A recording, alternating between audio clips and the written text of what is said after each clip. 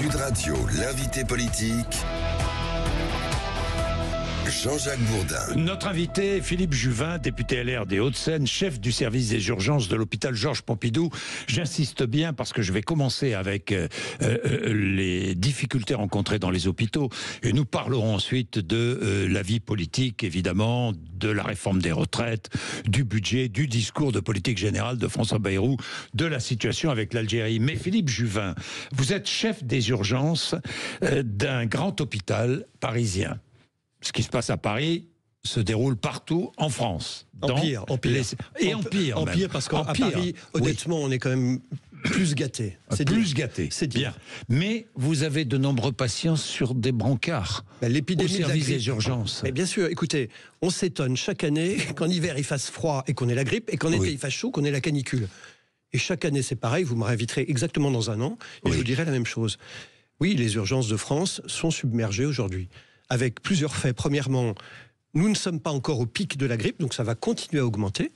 Deuxièmement, les gens viennent aux urgences, et la plupart du temps, évidemment, quand vous avez une grippe qui arrive aux urgences, vous renvoyez le patient plutôt chez lui. Il se trouve que cette année, nous devons les hospitaliser 2 fois plus, pour comprendre les enjeux, que l'année dernière. Donc la grippe est beaucoup plus grave. Parce que la grippe est plus grave. Absolument. Et parce que la population est peut-être moins vaccinée. Alors ça, nous ne le savons pas. Nous le saurons secondairement quand on fera les statistiques. Comme nous saurons si oui ou non le vaccin était adapté, sachant que le vaccin contre la grippe n'est pas très efficace.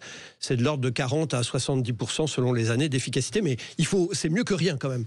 Donc voilà, on est dans une situation où il y a des gens sur les brancards. La conséquence, c'est quoi? C'est que vous allez avoir forcément des décès, puisqu'on sait... Il y en a eu. Il y en a eu la semaine dernière, plusieurs décès, et notamment en région parisienne. Il y a une corrélation qui a bien été montrée, mais scientifiquement, par un papier qui a été fait par une équipe parisienne d'ailleurs, publié dans un journal international, qui montre que plus vous avez des patients qui dorment sur des brancards, parce qu'il n'y a pas de lit dans l'hôpital pour les accueillir, plus vous avez un taux de mortalité. C'est-à-dire que aujourd'hui, certaines personnes qui sont sur des brancards, et si elles sont sur des brancards, on peut rester combien d'heures? Des heures sur un brancard parce que personne ne vous prend en charge? Alors non, c'est pas tout à fait ça. Alors comment ça se passe? Ce qui se passe, vous arrivez, vous avez une situation suffisamment grave pour que je ne puisse pas vous renvoyer chez vous, et je dois vous hospitaliser. Sauf que dans l'hôpital dans lequel je travaille, que ça soit à Paris ou en province, je n'ai pas de lit pour vous accueillir parce que tous les lits sont occupés. Ou sont fermés parce qu'il n'y a pas suffisamment de personnel, en particulier infirmiers. Qu'est-ce qui se passe? Eh bien, je ne peux pas vous hospitaliser, je m'occupe de vous, je vous examine, je vous donne éventuellement des antibiotiques si c'est nécessaire, et je vous mets sur un brancard. Le brancard... Et vous attendez. Et vous attendez qu'on vous trouve un lit. Voilà.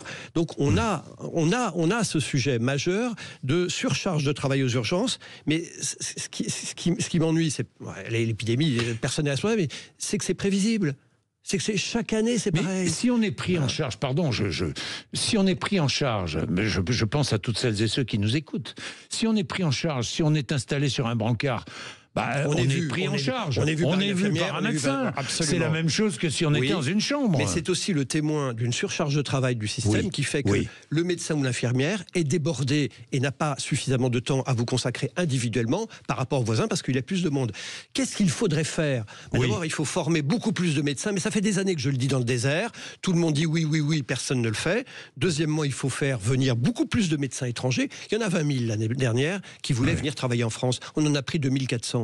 On en prend plus, ou plus exactement, on prend tous ceux qui ont le niveau. Mais troisièmement, il y a une partie de la classe politique qui s'y oppose. Écoutez, il y a une partie de la classe politique qui dit n'importe quoi. Troisièmement, le masque FFP2, je pense qu'il faut qu'on le mette. FFP2, c'est très embêtant dans les urgences parce que c'est très inconfortable.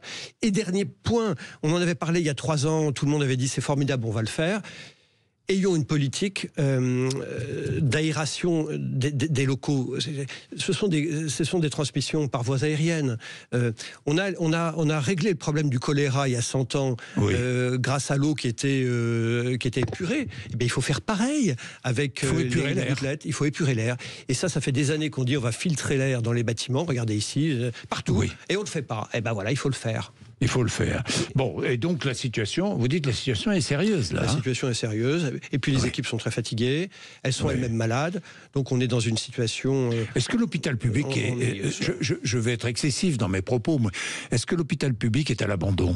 On peut le dire ou pas? Non. Non mais parce que je lis ça là encore. Vous savez, le problème des termes, il faut s'en méfier. Oui. Ce qui est certain, c'est qu'on paye beaucoup d'argent collectivement pour la santé. Hein. Il ne faut pas dire qu'en France on met pas d'argent sur la santé, mais pour un résultat qui est pas à la hauteur de ce qu'on dépense. Mais c'est vrai pour la justice, c'est vrai pour l'éducation nationale, c'est vrai pour beaucoup de choses. Les services publics sont en déshérence. Oui, ça je peux vous le dire. Donc il faut dépenser. Je vais venir au budget. Il faut dépenser mieux. Il faut que l'argent aille aux soins. Il faut que l'argent aille aux endroits où c'est nécessaire. Par exemple, en France, on a beaucoup de petits hôpitaux où la qualité des soins est moyenne et qui consomment des ressources on ferme médicales. ces petits hôpitaux. Mais absolument, Monsieur Bourdin. Il faut dire les choses. Il y a des endroits aujourd'hui où on fait de la celui qui habite à 100 km d'un CHU. Oui, mais Philippe Juvin, d'abord, je vous dis il a le droit d'être soigné lui aussi et d'être pris en charge. Monsieur Bourdin, la grande différence entre vous et moi, c'est quoi? Je sais où me faire opérer. Pas vous. Mais surtout, je sais où ne pas me faire opérer. Mais pas vous, Monsieur Bourdin. Oui. Donc, vous voyez, la grande inégalité de santé, elle est là. Et je vous dis qu'il y a des endroits, où la qualité des soins est moins bonne. Mais on le sait tous. Mais pardon, c'est pareil dans l'éducation nationale. Quand vous arrivez dans une commune, quelle est la première question que posent les parents? Où est la bonne école? La bonne école, ça signifie bien qu'il y a une école qui est moins bonne. Et c'est pareil en la santé, mais c'est normal. Donc, il faut réfléchir à la répartition des moyens. On a trop de petits hôpitaux médiocres. Et je préfère, moi, avoir des endroits... il faut les fermer. Il faut les fermer ou les faire transformer en EHPAD, qui nous manquent aussi, parce qu'on manque aussi de médico-social. En tout cas, les ressources médicales, elles sont finies, elles sont limitées, et il faut les utiliser au mieux. Oui. On l'a déjà fait, par exemple, vous savez, les polytraumatismes. Quand vous avez un accident très grave, avec un risque de mourir, il y a 30 ans, on vous envoyait dans n'importe quel hôpital. Tout le monde le faisait. Et on sait que seules les équipes qui sont très au point, qui en font beaucoup, sont performantes. Aujourd'hui, les polytraumatismes ne vont que dans quelques hôpitaux. On a fermé les équipes de polytraumatisme dans beaucoup d'hôpitaux. Et ça marche. Et on est mieux soigné. Le budget. François Bayrou, discours de politique générale demain. Qu'est-ce que vous attendez de ce discours? J'attends qu'ils disent les choses et que la classe politique arrête d'être sur une autre planète où elle invente tous les jours des nouveaux impôts et tous les jours de nouvelles dépenses. Je vous le dis, comme je le répète depuis des années, mais là aussi j'ai l'impression de parler dans le désert, tout est là, tout est sur la table, on a tous les rapports qu'il faut. Ce qui va se passer, c'est qu'un jour, on va dire à la France, on ne vous prête plus, parce que vous n'êtes pas sérieux. Et la semaine dernière, que vos auditeurs le sachent, pour la première fois dans son histoire, la France a emprunté à 10 ans à des taux supérieurs à la Grèce.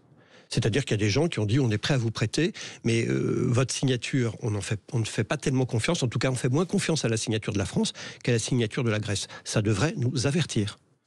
Oui. Voilà. Le danger est immédiat. Bon, alors, on il va faut bien arrêter de nous prêter. Alors, François Bayrou cherche une voie. On l'a compris. Il a raison. Une voie, pourquoi? Parce qu'il veut un budget. Et il veut éviter une censure.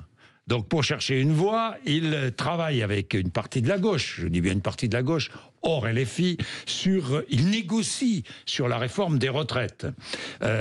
Alors, il y a plusieurs mots qui sont employés. Certains parlent de suspension, d'autres de pause, d'autres de, je ne sais pas moi, délai accordé pour reprendre des négociations autour de la réforme des retraites.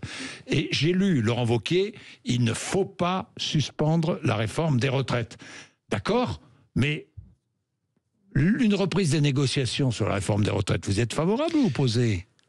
Premièrement, tout est important dans ce que vous avez dit, mais évidemment, c'est pas oui ou non. Il y a évidemment de la subtilité. Vous êtes un homme subtil, et vous avez raison. Premièrement, geler la réforme actuelle des retraites pour rien, c'est 3,5 milliards cette année et 10 milliards en 2027. Donc ça, on ne peut pas se le payer. Deuxièmement, faut-il rouvrir les négociations sur les retraites ? Oui, pourquoi ? Parce que la réforme actuelle, l'application de la réforme actuelle, la situation actuelle, c'est un déficit de 60 milliards tous les ans. C'est-à-dire tous les ans, l'État doit sortir de son porte-monnaie 60 milliards pour payer les retraites. Et ça, c'est pas tenable. Donc moi, je suis favorable à la réouverture des négociations sur les retraites à la condition qu'on se mette bien d'accord. C'est que l'objectif final, c'est d'arriver à l'équilibre. Donc arriver à l'équilibre. Donc, je suis d'accord pour rouvrir des négociations que le but en parlant soit d'être à l'équilibre. Du financement. Exactement. Mais avec sur la table, comme objectif principal, assurer le financement. Mais M. Bourdin, il n'y a que ça d'important. Je veux dire, vous savez, toutes les politiques, la retraite, la sécurité, l'immigration, la santé, on s'en fiche. Le seul sujet, c'est l'argent. Si vous n'avez pas l'argent pour payer l'éducation, la santé, la retraite, en réalité, vous parlez dans le vide. Donc, oui. la vraie question, c'est comment je finance les retraites. Aujourd'hui, les retraites, le système actuel est en déficit de 60 milliards, donc on ne va pas tenir éternellement comme ça, on ne monte pas au ciel. Et donc, je suis favorable à la réouverture, à condition que l'idée, ça ne soit pas de dire on gomme la retraite, la réforme d'il y a un an, et puis on rentre chacun chez soi. Non. On peut la suspendre à la condition que derrière, on mette en place des négociations qui nous permettent de dire oui, le but c'est d'être à l'équilibre, c'est-à-dire pas 60 milliards de déficit. Une négociation tripartite entre le patronat, les syndicats et l'État. Absolument. Et d'ailleurs, les partenaires sociaux gèrent les retraites du privé. Oui. Ils les gèrent beaucoup mieux que l'État, parce sûr. que la GIRCARCO est à l'équilibre. Et oui, elle Donc a là, même 80 milliards d'euros dans ses caisses. Oui, mais attendez. Que l'État d'ailleurs veut ponctionner. Que l'État veut ponctionner. Parce que c'est un système par points. C'est un système en tout cas vertueux et mieux géré. Vous êtes favorable d'ailleurs à remettre sur le tapis cette histoire de retraite par points? Moi je suis favorable. D'abord, je n'ai aucun a priori. Je veux que le truc soit à l'équilibre. Je veux pas que ce soit mes arrière-petits-enfants qui payent ma retraite et votre retraite. Vous aussi d'ailleurs, l'IRCANTEC, votre retraite complémentaire, c'est par points? Absolument. Premier point, oui, je ne suis pas défavorable au point. Pourquoi pas? Deuxièmement, je pense qu'il faut une dose de capitalisation collective obligatoire qu'on associe à la répartition. Troisièmement, le 64 ans pour tous. Tout ça, c'est de la blague. Enfin, pas de limite d'âge, quoi. Bah non, écoutez, enfin, faut pas fixer d'âge légal. Mais il faut pas que ça soit le même pour tous. Moi, j'ai 60 ans. Oui. J'envisage de travailler le plus longtemps possible. Si je peux travailler jusqu'à 68, 70, je travaillerai sur 68, 70. En revanche, le brancardier dans mon service qui pousse des brancards qui sont lourds, probablement, lui, il pourra pas aller jusqu'à 64 ans. Donc, l'idée que tout le monde parte au même âge est une idée absurde. Voilà, c'est assez simple. Il faut du bon sens. Mais en tout cas, vous comprenez bien que le seul point qui doit tous nous animer, c'est de dire qu'il faut qu'on ait un système à l'équilibre qui n'est pas à l'équilibre aujourd'hui, malgré la réforme de l'année dernière. Parlons politique. Une question de base, qui est la question essentielle. Comment éviter une censure et ne pas aggraver la dette de la France? Il faut baisser les dépenses. Il faut baisser les dépenses et il faut travailler plus. C'est ça le sujet. On ne travaille pas assez en France. Et on dépense trop pour en plus un résultat qui est assez médiocre. On en a parlé sur les hôpitaux, la justice, l'éducation. Est-ce que vous pourriez censurer le gouvernement Bayrou? Vous m'avez posé exactement la même question quand je suis venu vous voir au début du gouvernement Barnier. Vous m'aviez dit, est-ce que vous voterez le budget Barnier? Je vous avais dit, en l'état, à l'époque, je ne le voterai pas. Et d'ailleurs, je n'ai pas voté le budget Barnier. Pourquoi? Parce qu'il y avait une augmentation des impôts et il n'y avait pas beaucoup de dépenses en moins. Donc ma réponse est exactement la même. Suis-je allé jusqu'à voter la censure? Non. C'est un problème d'équilibre. En tout cas, aujourd'hui, je ne voterai pas un budget qui ne baisse pas la dépense publique d'une manière très forte et rigoureuse. Pourquoi? Parce que si on ne fait pas ça, nous allons vers des déconvenues majeures. Et je vous le dis, un jour, le Fonds monétaire international sera à Paris et dira on ne paye plus les fonctionnaires. C'est ça qui va se passer. Oui. Est-ce que vous êtes pour l'abandon des 3 jours de carence pour les fonctionnaires en arrêt maladie? Écoutez, moi je pense qu'il faut déjà le jour de carence d'ordre public, c'est-à-dire le premier jour, vous venez pas travailler, eh bien vous n'êtes pas payé, et en plus, il ne peut pas y avoir de complémentaires qui viennent compléter ça, ni d'assurance, ni aucun système. Oui, on a bien montré que l'abandon, qu'un jour de carence dans l'éducation nationale avait fait reculer de 40% l'absentéisme. Donc il faut absolument il faut, Monsieur Bourdin, instaurer ces jours de carence. Il faut travailler plus. Nous ne travaillons pas assez en France. Oui. En gros, ceux qui travaillent sont des gens qui travaillent à peu près comme nos voisins, mais il y a beaucoup de gens qui ne travaillent pas du tout. Et moi, je préférerais toujours celui qui se lève pour aller travailler le matin à celui qui reste les fesses dans le canapé à regarder Netflix. Et il y en a beaucoup. Et si François Bayrou échoue, Emmanuel Macron pourra-t-il rester président de la République? C'est la question de fond. Écoutez, mais mais institutionnellement, oui, il pourra nommer un autre Premier ministre. Le vrai sujet, c'est est-ce que l'échec de François Bayrou peut entraîner sa démission? Bien, la démission du président de la République. Oui. On peut tout imaginer. Institutionnellement, la réponse est non. Oui, institutionnellement. Voilà, donc je vous réponds institutionnellement, sinon après c'est de la politique fiction. En tout cas, ce qui est certain, vous avez raison, c'est que plus il va y avoir un échec de nomination de Premier ministre, plus tout le monde sera fragilisé, dont le président. Mais je crois que ça serait vraiment pas un service à rendre au pays que d'appeler à la démission du président de la République dans une période où tout est instable. Vous voyez, on va arrêter à multiplier les facteurs d'instabilité. Mais il y a une alliance objective, selon vous, entre Marine Le Pen et Jean-Luc Mélenchon aujourd'hui? En tout cas, ils ont des intérêts communs. C'est que Bayrou n'y arrive pas, que le budget ne soit pas bouclé. on voit bien qu'il y a des gens qui ont intérêt à ce que ça ne marche pas. Oui. Bien. Quel que soit d'ailleurs l'amour qu'ils portent à la patrie, j'ai aucun doute sur le fait que Mélenchon et Le Pen sont des patriotes. Vous voyez, c'est pas le sujet. Vous vous sentez dans la même majorité que vous à LR, que Renaissance, le Modem et Horizon? Bah oui et non, c'est-à-dire que non mais on y est de fait parce vous êtes au gouvernement, vous êtes parce qu'il faut bien faire fonctionner le truc et vous avez devant vous le député républicain qui depuis 2 ans dit il faut un accord. C'est vrai. Donc je vais pas dire le contraire de ce que je disais il y a 2 ans, sauf que il faut que nous apprenions à bâtir et à faire travailler une coalition. Vous voyez, c'est compliqué une coalition. Ça demande de l'humilité. Il ne faut pas vexer son partenaire. Il ne faut pas exiger quelque chose que son partenaire ne veut pas. Ça demande un exercice intellectuel dont tout le monde n'est pas capable habituellement. En fait, c'est un état d'esprit aujourd'hui gouverner. L'état d'esprit d'abord, c'est de dépenser moins, je vous l'ai dit, de travailler plus, de dépenser mieux. C'est déjà un état d'esprit. C'est un état d'esprit d'arriver à trouver des accords avec des gens qui étaient vos adversaires hier. Des compromis. Les Français, d'ailleurs, j'ai regardé les sondages, 2 Français sur 3 pensent que l'opposition doit faire des compromis avec le gouvernement pour éviter la censure. Mais il faut déjà que la majorité fasse des compromis avec la majorité. Oui. Oui, avant qu'on demande à l'opposition de faire des compromis, parce que à partir du moment où vous avez un Renaissance, un Modem, un centriste, je ne sais plus, un républicain et peut-être même un socialiste au gouvernement, il faut que tous ces gens qui se sont opposés acceptent de travailler ensemble, c'est-à-dire de se taire sur certains sujets, avec un seul but, c'est qu'il faut donner un budget à la France, un budget avec moins de dépenses. Moins de dépenses, Monsieur Bourdin. Résumez à ces 3 mots mon intervention de ce matin. Philippe Juvin, un autre sujet qui vous concerne, vous êtes député, l'Assemblée nationale débattra-t-elle début février du projet de loi fin de vie? François Bayrou y est opposé. Oui, écoutez, j'espère qu'il... Vous aussi, d'ailleurs. Oui, moi, je me suis opposé à cette affaire. D'abord, il y a d'autres priorités, pardon. Deuxièmement, la fin de vie. Moi, tous les jours, je suis médecin, vous m'entendez, tous les jours, j'aide les gens à mourir. Oui. Sauf que je ne les tue pas. Je les aide à mourir en les accompagnant, en les soulageant, psychologiquement, physiquement, en soulageant vous êtes hors la loi. Oui, mais ça signifie que l'aide à mourir, ce n'est pas l'euthanasie. L'aide à mourir, c'est aider les gens à mourir, y compris en les accompagnant. Et donc, c'est la priorité des priorités. Or, aujourd'hui, quand vous avez besoin de soins palliatifs en France, 1 fois sur 2, si vous connaissez personne, 1 fois sur 2, vous n'avez pas accès aux soins palliatifs. Donc, la priorité des priorités, c'est évidemment, dans ce domaine, de faire en sorte que les soins palliatifs soient accessibles à tous. Et puis, il y a la question sociale. Vous croyez que quand vous n'avez pas beaucoup d'argent, quand vous vivez seul dans un studio au 6e sans ascenseur, votre fin de vie, elle est plus facile ou moins facile que celui qui a beaucoup d'argent et qui est entouré, qui a des aides et de la famille. Donc on voit bien aussi qu'il y a ce sujet d'entourage. Toutes les demandes d'euthanasie, toutes, que j'ai connues dans ma vie professionnelle et que je connais encore, elles se résolvent toutes, quand on apporte une solution à la famille ou aux patients, toutes. Donc la vraie question de la fin de vie, c'est l'isolement et la souffrance physique et psychologique. Apportez une réponse et vous verrez, les demandes d'euthanasie disparaissent. Philippe Juvin, j'ai une dernière question, je change complètement de sujet. La crise diplomatique entre la France et l'Algérie, crise sérieuse. Comment en sort-on?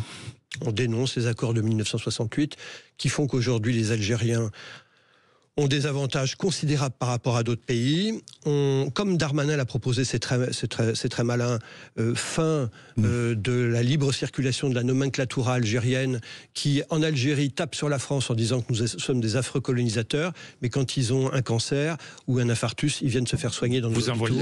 J'allais y venir. Vous en voyez arriver dans vos hôpitaux?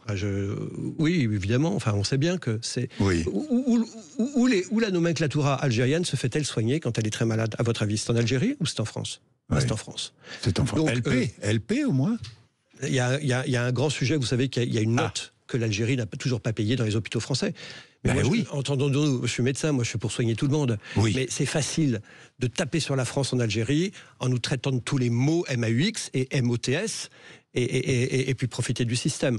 Donc ça serait bien que... Si quelqu'un est malade, on l'accueille. Mais oui, bien sûr. Mais dans ces cas-là, qu'il arrête de nous cracher à la figure. Vous voyez, je veux dire, et qu'il paie la note. Et qu'il paye la note, ouais. Oui, bien. Ok. Dernier mot, vous êtes sur Twitter ? Je suis sur Twitter depuis très longtemps. Vous allez quitter Twitter ou pas? Absolument pas. Écoutez, Elon Musk, moi je rêverais qu'on ait un Elon Musk français. Ce type a créé des entreprises, des richesses, il fait de l'innovation. Ben voilà, Ça vous gêne pas, ou ces prises de position, forme d'ingérence dans la politique européenne? Il y a des lois qui sont là pour réguler, mais on supprime pas les réseaux sociaux dès lors qu'ils n'appellent pas à l'insurrection. Vous comprenez? Non, moi je ne comprends pas cette haine anti-Musk, si ce n'est celle d'un pays qui a du mal aujourd'hui à se projeter dans l'avenir et à faire de l'innovation. Voilà. Merci Philippe Juvin d'être venu nous voir sur l'antenne de Sud Radio ce matin, du Parler Vrai. C'est l'objectif de Sud Radio, évidemment. Merci Patrick Roger, juste après les informations de 9h.